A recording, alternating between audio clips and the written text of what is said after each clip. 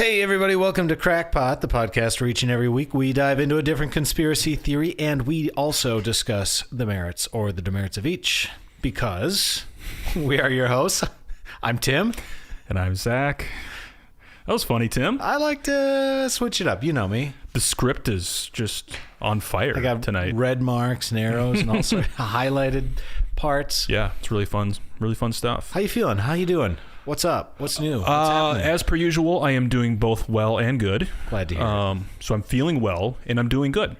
Doing good like Superman? Mm-hmm. Yep. In the hood. Doing good in the hood. How about you? Yeah, about the same. Your health tonight is a topic of conversation. I'm fine. I swear to God, I'm Famous fine. last words. That's right. No, it's No, I'm telling you, we had a nice spicy curry for dinner. At least Michelle said it was spicy. Bland as heck. I don't know why. It tasted like mashed potatoes. I have no idea why. No, seriously, I don't know. I'm just tired. It's been a long 3-day week. Well, guess what, Tim? We are recording this. I hate to say it, to let the listeners in on a little secret. Ooh. We're actually recording this still in 2020. And the good news is, Tim, there's only, 28 hours or something of 2020 left. That's true. That's a fair point. Yeah.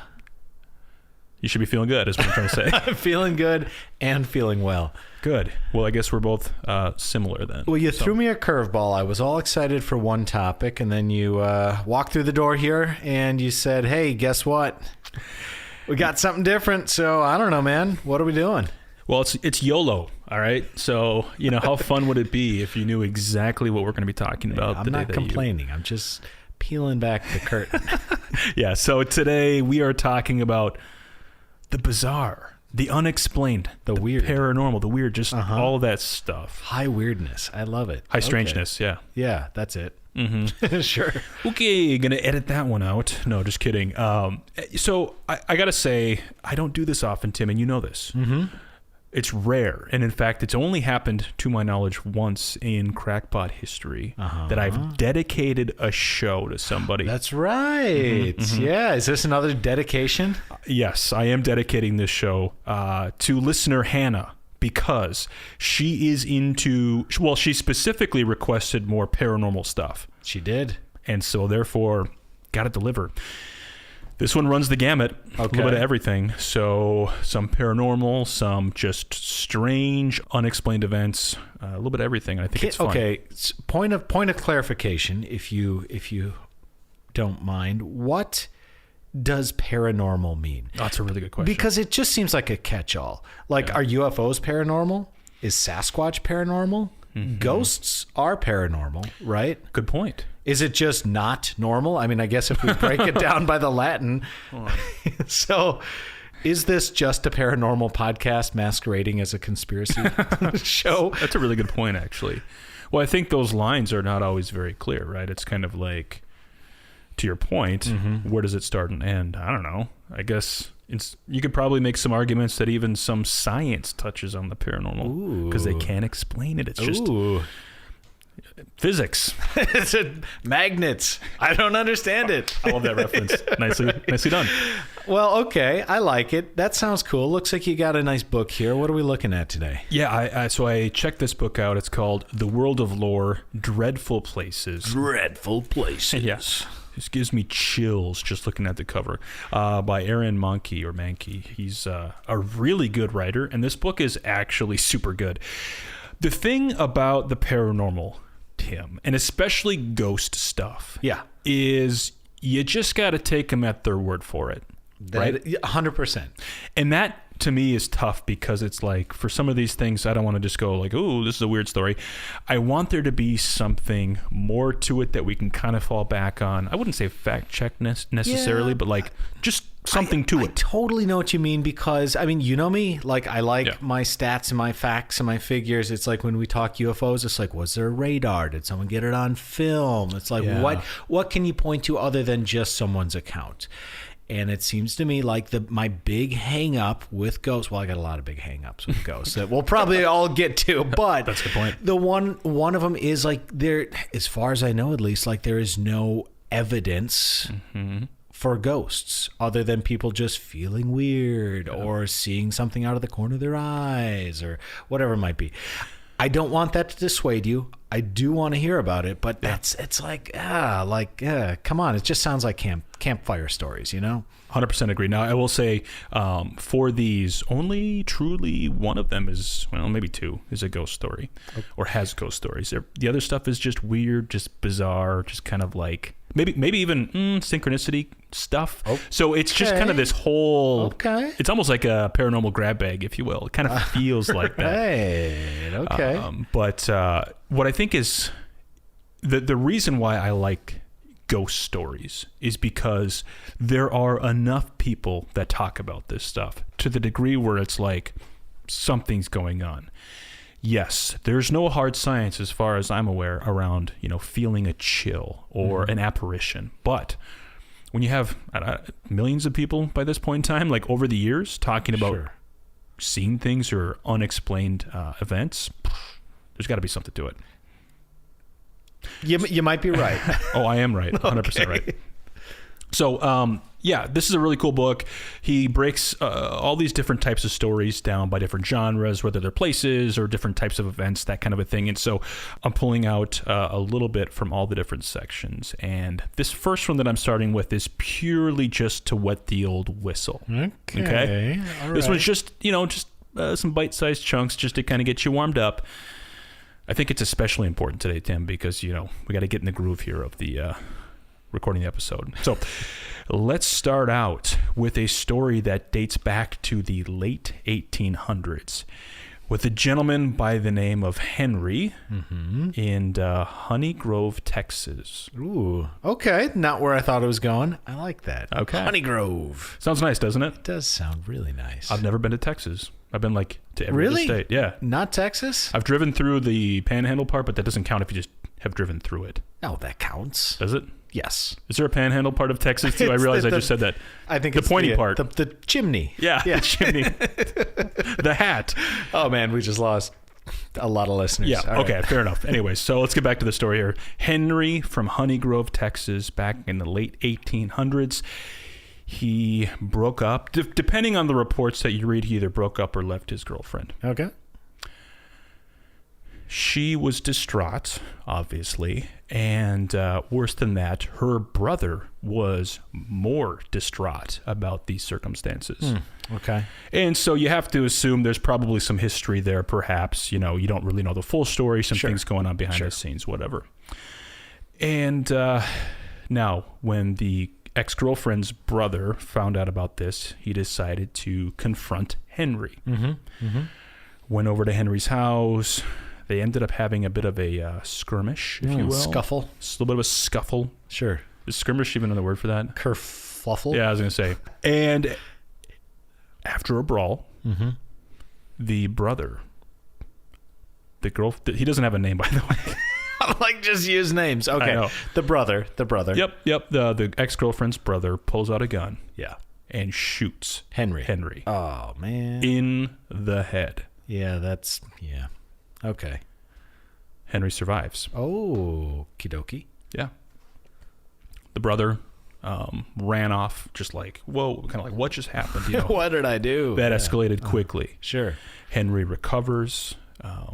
And 20 years later, Henry is doing some work around the yard, doing some work on his house, realizes that this tree has overgrown the property and it needs to be taken down. Okay.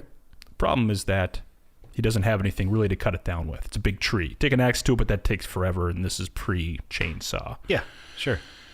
What does he do? He does what anybody does. Gets a stick of dynamite. Obviously. I don't know if he straps it to the tree or what. Right. But he takes the tree down. He hucks it into the limbs. Duck and run, tosses into the tree. Okay, sure, yeah. Can you see where this is going first? Not yet. No, I really can't. Okay. Is it generally a good idea to take a tree down by dynamite? You know what? I'm not a forestry major. I'm not an arborist. Probably not the way I would go about it, but who am I to say? Fair enough. I don't live in Honeysuckle Grove. Honey Grove, Texas in the late 1800s, so who knows? Well, Tim, do you think this is going to end well?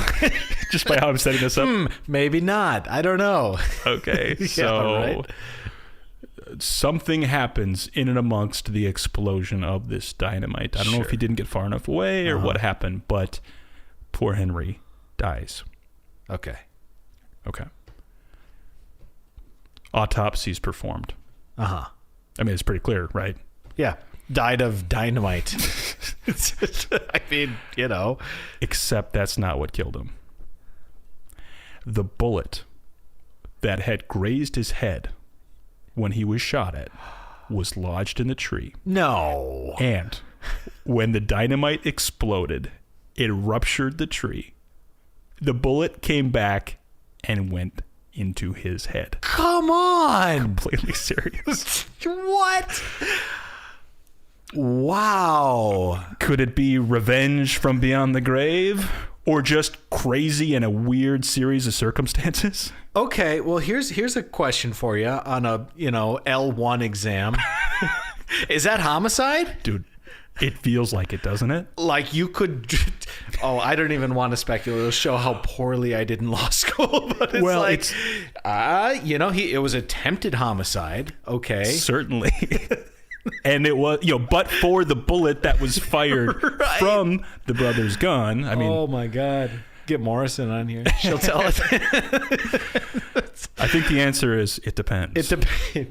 Well played. Well, that's crazy. What are the odds? What are the odds? 50-50. It happens. So it's either going to hit them or it's not. 50-50. Yeah. That is bizarre. That is not where I thought it was going. I was like, they're going to find a beating heart in the inside of the tree. And it was his lover's. I don't know where it was going, but like, what? Same. So I actually, when I read that story, I'm like, this isn't really paranormal, but I just love it so much. And it's the perfect kind of like appetizer to get the ball rolling. Okay. You got my interest. I'm in now. Thank you. All of a sudden you're like, I believe in ghosts. It all makes sense. Just get Venkman on the phone. Threaded that needle. I'm so proud of myself. Okay. What's next? This next one is bizarre. It's just very, very bizarre. Mm-hmm. And what I like about it is it's real and it's unexplained. It's a mystery. It's just like, yeah. Okay. Let's be real. Okay.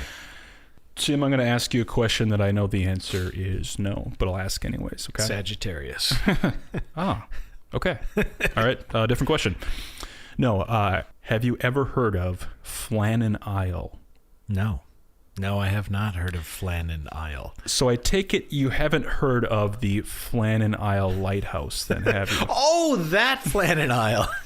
No, I have not. The infamous. No, where is this? Sounds like the Great Britain-ish. Yeah, UK. Good guess. Yeah. Scotland. Sure. It is off the northwestern shore of bloody Scotland. I'm going to let that go. Okay. All right. So, anyways, turn back the calendar to December 15th, 1900. Okay. Basically 220 years ago and 2 weeks to the day. Yeah, more or less. Plus another day. Plus another day, but also the leap year. So yeah. Spooky though, right? What are the odds? Super spooky. There was a ship, and this is real. The SS Arctur, we'll just call it. Sure. It was anchored a few hundred isles away from Flannan Isle. Okay. And there was no mystery about this. It was a foggy night. It's mid-December. It's in the Atlantic. It's cold. Yeah. Weather's not great. And what was especially strange was the fact that the lighthouse wasn't lit. Well, that's no good. No good. Yeah. There was no mystery, though, in terms of the actual ship. Like, it knew where it was. It just was bizarre that the lighthouse wasn't functioning. So they just assumed there was some sort of malfunction, perhaps, something mechanical right? failed, Yeah. right? Mm-hmm.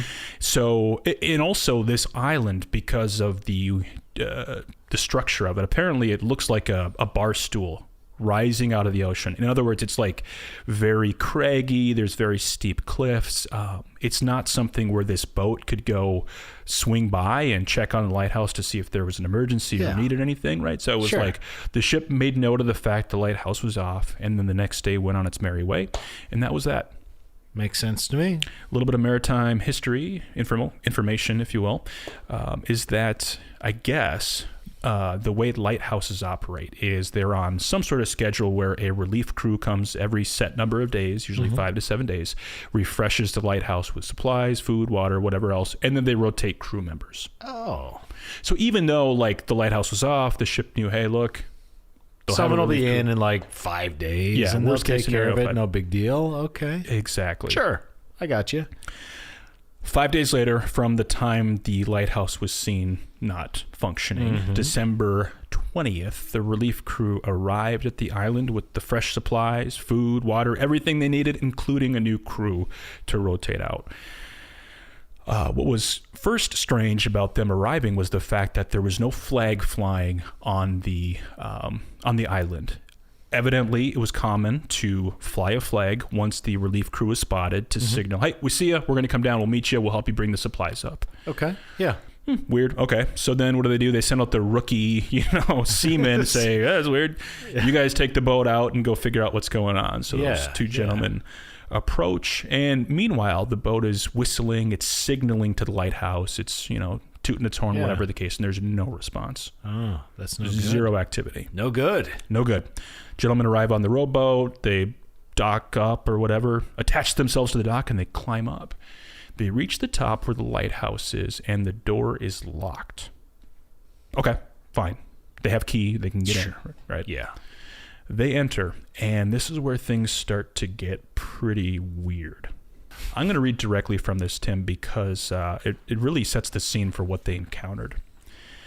So remember, this relief crew arrived, and here's what they found. The living area was empty. No fire burned in the fireplace, and the beds were empty. The clock on the wall was even silent, frozen on some previous time. Most eerie of all, though, was the kitchen table, where a meal had clearly been prepared and served, but still sat cold on the plates. One of the chairs lay on the floor, almost as if someone had stood up too fast and knocked it over. So before I go any further, I will say, in this lighthouse, there were 3 men that were working at the time. Yeah. And that's, I guess, how they typically do it. Multiple people working. But what they found was, it's almost as if everybody left in a hurry, except it's weird that the door was locked. That's the thing I keep coming back to. As an inspection mounted, more clues were found. But they didn't help paint a picture that the sailors could understand. Inside, they notice a pair of oilskins, the waterproof outerwear that the keepers would wear outside in bad weather, had been left inside. So if anyone had gone outside, they left without the proper gear. Yeah. Lamps were freshly filled, the house was clean, and a proper logbook had been maintained. So when they went outside to look around, they found the storage building near the lighthouse had been broken open, almost as if something had exploded or collided with it. The contents were strewn all around the grounds. Metal railings near the pathway up from the dock, as well as in other places, were bent, twisted, and in some cases ripped from the concrete. There was even a portion of the island, nearly 30 feet of rock and soil, that seemed to have been torn right off into the sea. What? They couldn't come up with a rational theory for what they found. So, immediately you start thinking, a wave? Yeah. Tore off part of the island and they were there? What? Okay. I still can't get past how it's locked, but everyone, or no one, is inside. The second part is equally weird, but I assume, because these guys did an investigation, they checked the windows. It's not a door that you can lock and then close. Yeah. But something blew up, more or less, like the outdoor shed storage area had been blown open. It looked like part of the island was missing. What is going on? So you would think probably some sort of rogue wave. Yeah, maybe. Okay, sure, yes. One problem. Yes. The logbook had noted that part of the island had been torn away and the metal railings had been destroyed. Oh. And the storage shed had also been destroyed. Okay. Suggesting that wasn't the cause. That wasn't the cause. Whatever that was just happened. something else. So they wrote that down and still vanished. It still vanished.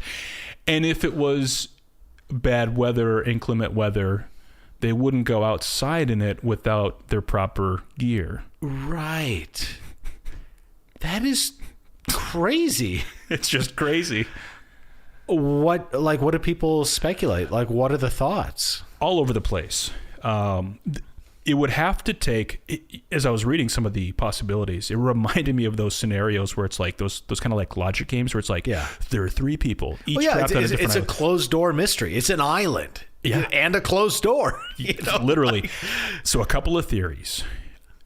One being some sort of probably like murder-suicide situation. Yes. I mean, that would probably have to be. Throw them in the water. And then end it right there. Yeah. Yep, that's one. Another one was this very odd series of events where, let's just say, one of the gentlemen was outside when that, let's say, a rogue wave came and broke apart the island. Okay. Maybe they noted that, and when the other guys went out there to investigate, maybe one at a time, another wave came, and there was nothing to grab onto. Okay. Something like that. Sure. Door's still locked, though. Door's still locked. I don't know. Oh, weirdness. Very weird. Very weird. And they don't have an answer. When I say they, it's, this has been investigated by the British government. Like, there's no answer. They don't have a reason for this. I don't like that. UFOs? Could be.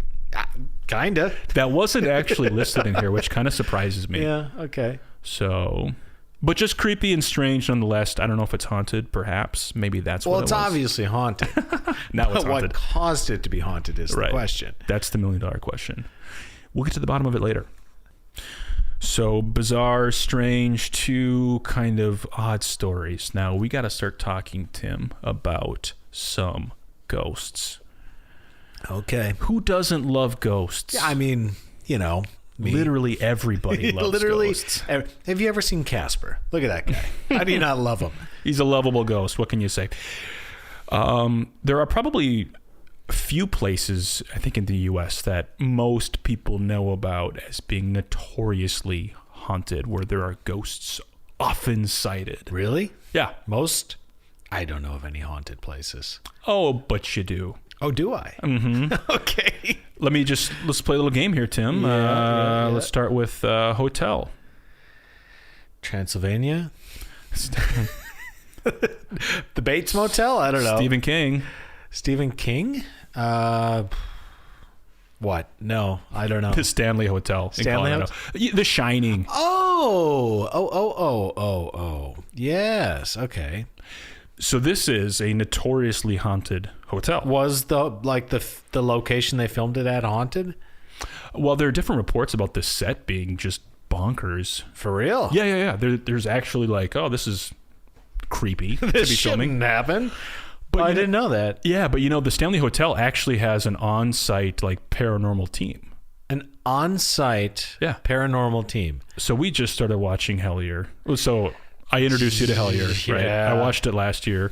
One of the guys that I don't think you've seen if you haven't gotten too far into it. I haven't yet. Was one of the resident paranormal investigators at the Stanley Hotel. Get out. For real. Yeah. So it's... What a job. I know. Stay in this hotel and look for ghosts. And then also give ghost tours and that kind of stuff. Yeah, too. But he's like resident paranormal expert.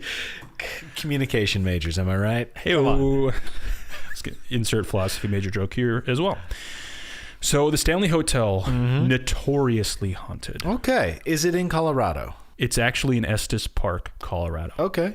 And super interesting backstory, believe it or not. So Freeland Oscar Stanley, born 1849, died in 1940, was diagnosed with tuberculosis in about 1900. Sure. Who wasn't? For real. So what was the cure in those days for TB? It's like, go sit somewhere. It was fresh, dry air, plenty of sunlight, and a healthy diet. Yeah. So he left Maine, where he was born and raised and made a living, and moved to Estes Park, Colorado, to go through his treatment. And he loved it so much that he wanted to build a hotel there. Great. He was independently wealthy. He had invented some kind of steam-powered, almost like a car, it sounds like, but it was like an early, version of a vehicle, basically. So he had plenty of money to build this hotel, and he built it in a way that it almost like the style of a hotel or a treatment facility where people would undergo treatment for TB. So, kind of wide open, get that fresh air, and like it was, but big rooms, drafty-ish. Yeah, maybe airflow. I see where you're going with this. Okay. But actually, at the time, it was one of the most high-tech hotels available because it was heated by gas and it had electricity for lights. So actually, at the time, in 1907, I think is when it was built. This was highly advanced. That's kind of cool. Yeah, very cool. So built this beautiful hotel. Loved it, obviously, which is probably going to explain some of the paranormal events regarding Mr. Stanley. But what is actually really kind of cool about this is that there are so many different kinds of stories about the Stanley Hotel and different sightings. And starting with the 4th floor of the Stanley Hotel is said to be the most haunted. So in the days that so in the early 1900s, and I think even before that, it was customary for the families of the staff to live at the hotels where they worked. Sure.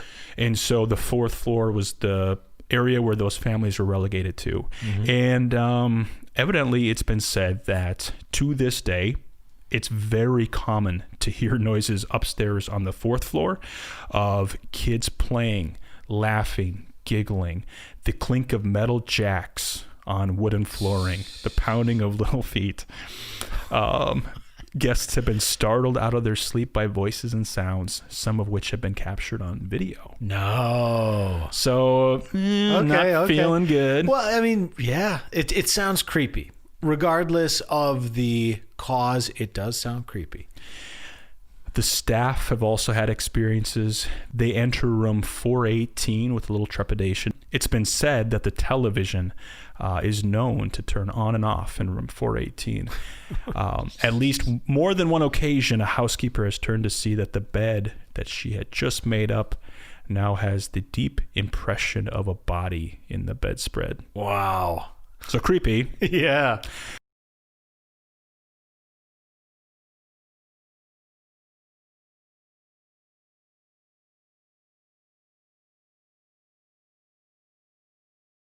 Around the hotel. Interesting. It is not uncommon to see Mr. Stanley in and around the billiard room, the rocking chair on the front porch, sighted on and or near the main staircase, and strolling near the bar. And people know that it's him based on his dress, what he's wearing. So it looks like a guy from the early 1900s kind of. Exactly. And in fact, one specific case of spotting him took place in 2009. In July of 2009, a tourist in the lobby of the hotel approached her friends with complete shock. She'd been shopping for postcards in the gift shop and exited while reading the backs of the ones that she bought. And according to her story, she still had her head down when a pair of pant legs came into view. She stepped aside to allow the man to pass, but when she did, she claimed the legs moved to block her new path. Taken aback, she raised her head to scold the man for his rudeness, stopped when a wave of cold air washed over her. The man, according to the woman, dressed in clothing that seemed out of place. He had a pointy beard and an old-fashioned look. She watched as the man walked away toward the lobby fireplace, where he vanished out of sight. After running over to tell her friends what had happened, she was approached by another woman who had happened to overhear the conversation. The woman led the tourist to the antique Stanley steamer automobile that sits in the hotel lobby and pointed toward the photo of Freeland Stanley on the wall. The tourist was astonished. The man she had just seen with her own eyes had been dead for over 60 years. What? So. What? Yeah. That's weird. He's like the resident ghost. I mean, he owns the place, or, it's named after him, but he just loves hanging out there. The guy loves his hotel. Just loves what he built. What? Yeah. It's so weird. It's really weird. But let's go a little bit further. But the granddaddy of them all at the Stanley Hotel is actually related to what takes place in room 217. Is that I'm trying to think of what the room was in King's novel. Right. Or Kubrick's film. It's like 237 or something like that. Yeah, it wasn't 217. It wasn't 217, No. but okay, it's probably based on this maybe or something. Exactly. So, well, let's get there in a second. Okay. I'll tell you if it's based on it. So, remember when I was setting this up, I told you it was a very advanced hotel for its time. Yes. So back in the early 1900s, one of the hotel staff had gone into room 217 to clean up and tidy the room. Mm-hmm. Went to turn on the lights wouldn't turn on. So, okay, bummer. All right. Got a candle, lit the candle, and unfortunately and unbeknownst to her, there was a gas leak. Oh, yeah, okay. And there was an actual explosion, and room 217 actually kind of collapsed in on itself, and it caused quite a scene. Unfortunately, of course, Mrs. Watson died. Mm-hmm. So, what exactly do guests experience in room 217? Well, for one, Mrs. Watson has been known to unpack the suitcases of guests, toss their clothing on the floor, and rearrange the bed linens. Another common report is that some guests and staff have seen a mysterious black hole in the floor, said to be the location of her fall after the explosion. The faucet in the bathtub has been known to turn on and off on its own, and maids have seen doors in the room open and closed. What? So, notoriously haunted room. I want to go a little bit further. I bet people like actually request to stay in that room. Oh, I'm certain of it. I would. Heck yeah. It's probably, on wait for the next 10 years. But anyways, let's go a little bit further. In 1974, a man and a woman arrived at the hotel at the end of the season, and according to his story, they were the only guests in the entire hotel. After dinner the first night, the couple retired to bed, where the husband had a horrible nightmare. He said, "I dreamed of my 3-year-old son running through the corridors." He later said the boy was looking back over his shoulder, eyes wide, screaming. He was being chased by a fire hose.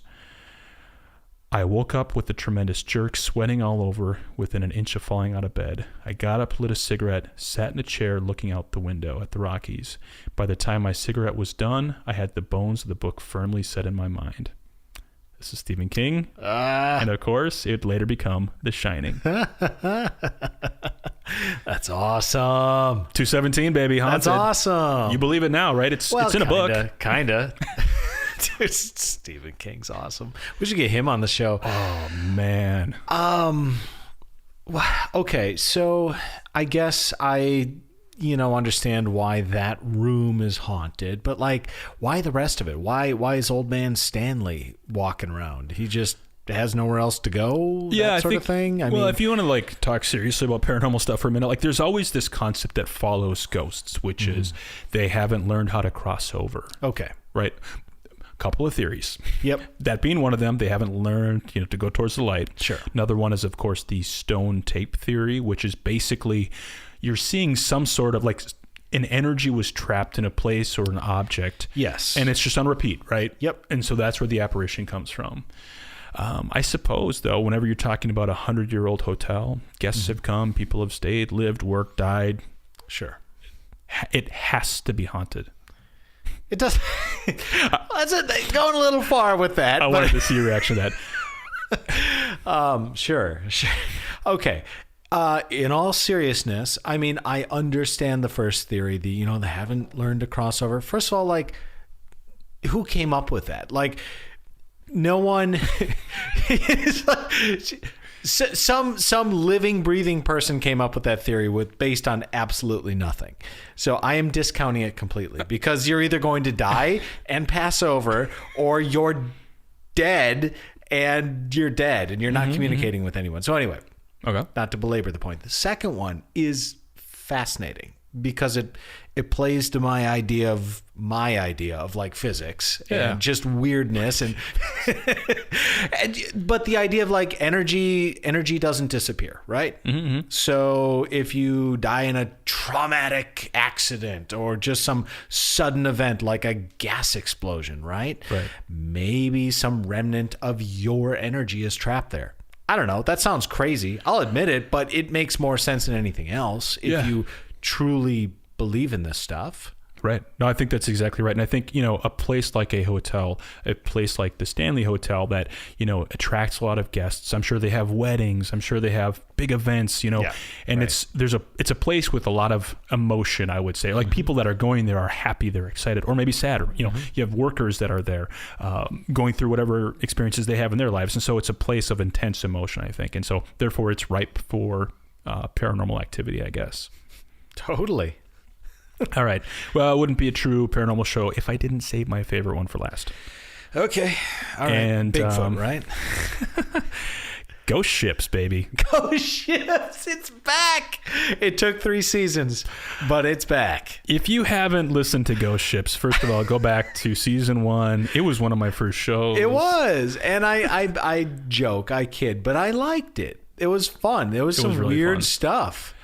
This one is also very weird. And actually, again, this is another one of those where it's like, yeah, it's actually real. Okay. And there are maritime events to this thing, and it's just weird. Okay. So let's jump I'm right in. all ears, yeah. All right. So, Timothy Jerome, let's go back to 1947. Okay. Have you ever heard of... Nope. The Orang Madang? I have not heard of the Orang Madang. Yep. This was a Dutch merchant ship that was last seen in 1947. Where? In what was then the Dutch, East Indies. Okay. Basically not far from Indonesia. And like I said, this was a merchant ship, so it was just running, goods back and forth across Southeast Asia. Mm-hmm. And as I said earlier, this one's real. There have been several news sources, including proceedings of the Merchant Marine Council, which is published by the U.S. Coast Guard, some Dutch newspaper that I won't bother trying to pronounce, as well as the Associated Press and the Daily Mail. Really? So well documented. Okay. So what happened? Going back to June 1947, a British listening post picked up a frantic Morse code transmission. The Morse code that was coming through, that was being transmitted, was, as I said, coming across as frantic, and it said... ... dash, dash, dash. Yeah, right. And oh, yeah, I got it. It says, "We float. All officers, including the captain, are dead, lying in the chart room and bridge." It then added, "Possibly whole crew dead." Now, because of the timing of this, right, 1947, they didn't have, the easiest way to locate this Morse code. So they had to kind of reverse engineer, triangulate based on different towers and such, where it was coming from. And once they figured it out, then the British and Dutch scrambled some sort of rescue vessels to where these transmissions were coming from. Yeah. And before they actually were able to arrive at the ship, and while they're still trying to figure out everything that's going on, the last transmission of Morse code came through, and it just said, "I die." What? Who says that? Yeah. So... Wow. Once they were able to locate the ship, they sent this rescue vessel called the Silver Star. They sent it to the scene, and when they arrived, the crew from the Silver Star started racing all over the ship looking for survivors. Turns out they didn't see any, and in fact, what they did is they ran up to the bridge where the Morse code is supposedly to have come from. And, what they noticed was something that was not right. It says the rescue team first headed to the bridge where the message had come from. Music echoed down the steel hallway as they approached, giving them hope. But when they stepped into the room, it was lifeless. The bodies of several crew members, along with that of the captain himself, were found still seated at their stations. the communications operator, most likely the source of the mysterious distress messages, was still at his console, hands on the dial and teeth bared in a savage grin. What? They're all dead, sitting there. Sitting there.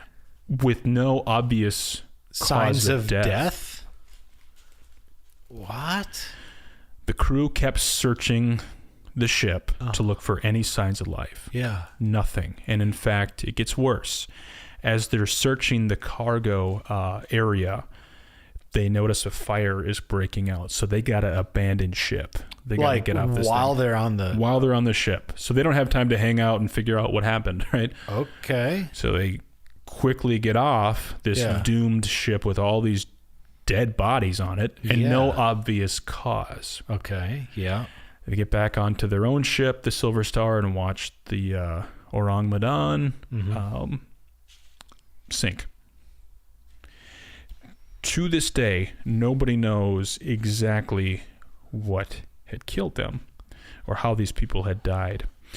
And one of the last kind of creepy accounts from this ship is that apparently once these sailors were back on the Silver Star, one of the men of the rescue party told the others of one final mystery that he had seen while he was there. He had seen a dog. It had been standing among the bodies inside the ship, and at first he thought it was alive, but quickly discovered that it too was frozen in place on its 4 legs. What? Its head had been turned upward, lips pulled back in a snarl, with eyes that seemed locked on nothing but thin air. That is creepy. That's creepy. It's creepy. What happened? Okay. Besides aliens and UFOs? Well, that could be real. I can't believe I just said that. What I mean is that could be an explanation. It's an explanation, most likely very unlikely. Okay, here's one. Try this on for size. Let's do it. Pirates, right? Whatever the 1947 version of Pirates in the East Indies is. Yeah. They board the vessel. They kill everyone. Maybe it's stabs in the back, right? Maybe it's who knows? Pick your mode of death that's not like disfiguring their faces, okay? Mm-hmm. They clean it up. They take some cargo and they place all the bodies in position, okay? Yeah. Don't ask me for a motive. I'm just telling you how this could happen, okay? Fair enough. And they send out a signal to be like, hey, come get us. Mm-hmm. Probably not speaking English as their first language because it's like, I die? That's the last words, yeah. Weird. Mm-hmm. They even kill the dog and make the dog, rigor mortis and whatever, right? Yeah. And then one of them is maybe on the ship at when the silver tuna, the silver vessel, Silver Star, thank you, when they come on board and they set a fire to get everyone off. They sneak off the back as well. Yeah. No one sees them.